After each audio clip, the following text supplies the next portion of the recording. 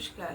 আজকে যে লেখাটি বলছি সেটা প্রজাপিতা ব্রহ্মকুমারীর উক্তির কথা।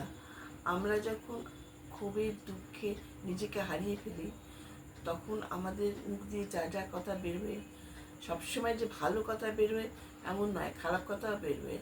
তখন আমাদের খুব খারাপ লাগে, মনে হয় আমি এরম কথা বললাম কী করে।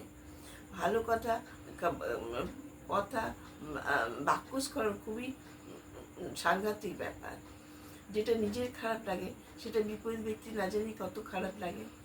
পদস্খলন হলে, ভালো কাজ হলে পদস্খলন সামনে না যায়, কিন্তু বাক্যস্খলন থেকেই যায়।